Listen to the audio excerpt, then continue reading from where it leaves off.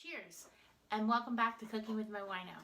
So it is October, and this is the Monday after a bubbly occasion.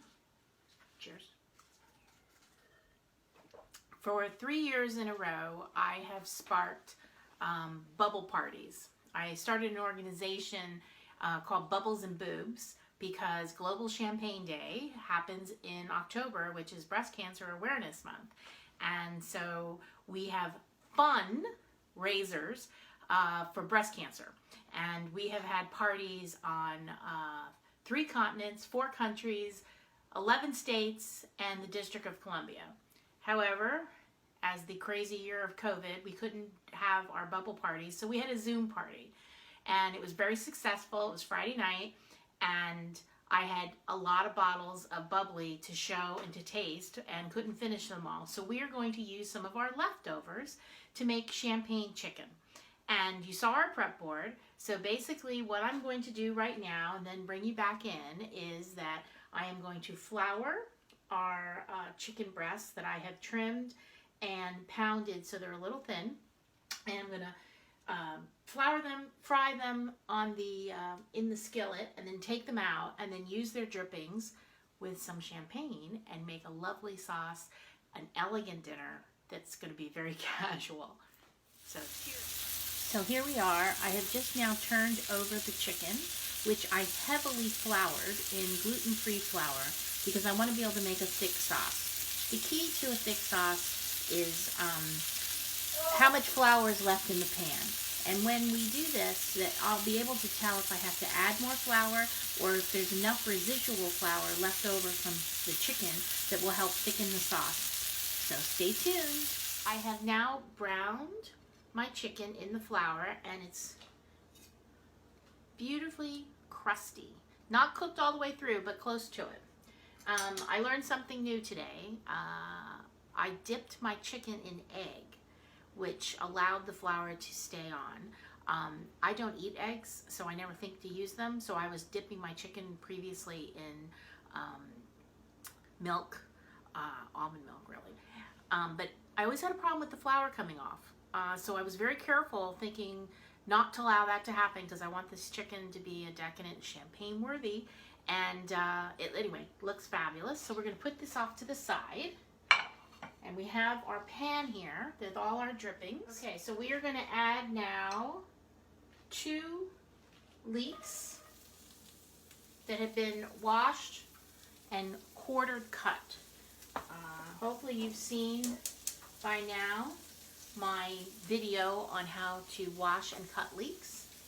But if you haven't, basically what you want to do is cut them lengthwise, but don't go near the stem or the roots, not all the way, and then cut it lengthwise a second time so you have 4 waves or wings, I call them, and then you chop it up after you wash it.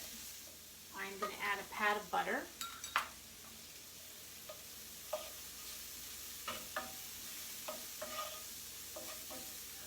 So I'm not sure if we're going to have to add my traditional slurry, but we'll see.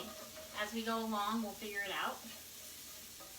The pan is very hot, so the leeks are actually browning from the chicken and the heat of the pan very quickly.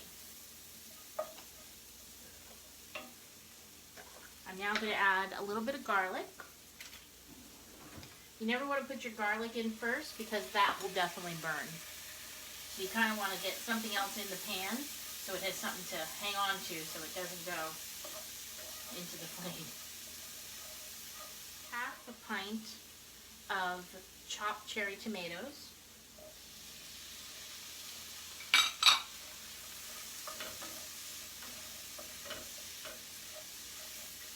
Just trying to get a little bit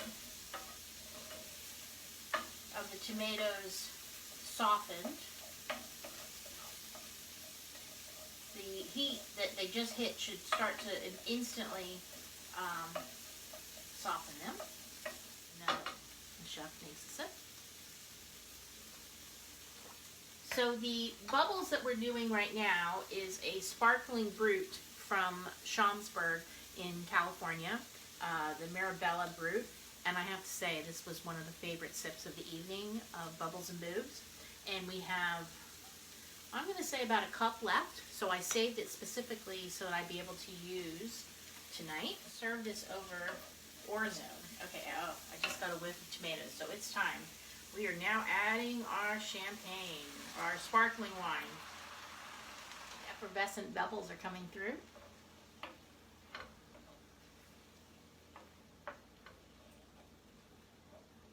Everything's kind of nice. I'm going to add my tarragon, my traditional capful.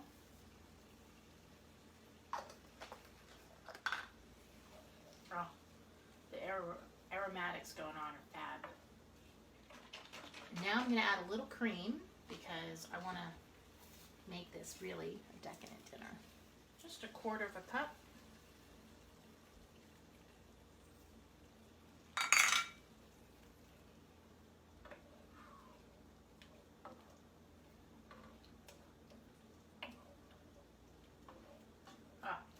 Looking pretty.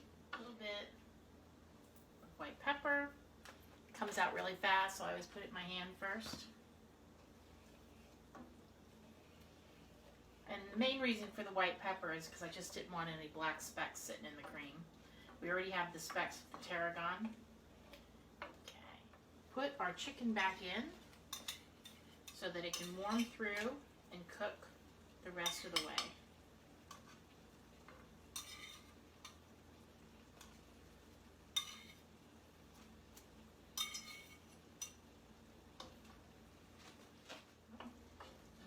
Just going to let the chicken now simmer. I'm going to turn down the flame.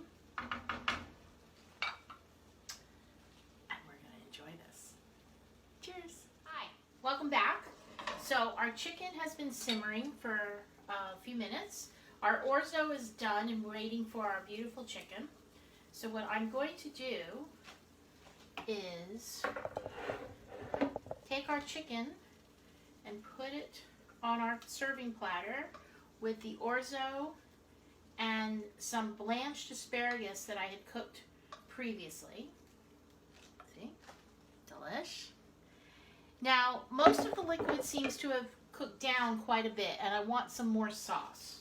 So, the best way to thicken a sauce and to extend a sauce is to capture some of your pasta cooking liquid. So I am going to turn the heat up, and I am going to add just a little bit and stir it into my sauce. You know, this isn't meant to drown the chicken. It's really just to coat it. So we don't have to make gallons of it. We just are literally making a dipping sauce. And see how that already, I don't know, I can't see it. It is gelled cohesively. The pasta, the starch in the pasta sauce or water. I think I'm just going to add a little more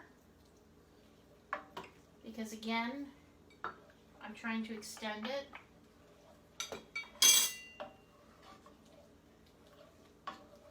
I think it's done. And I am literally, I think I need a cameraman. Can you come assist? Okay, with the handy cameraman called MoWino, we are going to pour this beautiful champagne, leek, tomato, garlic sauce over our chicken. Mo's champagne chicken. Ah, live life, taste life, my friends. Does that look bad?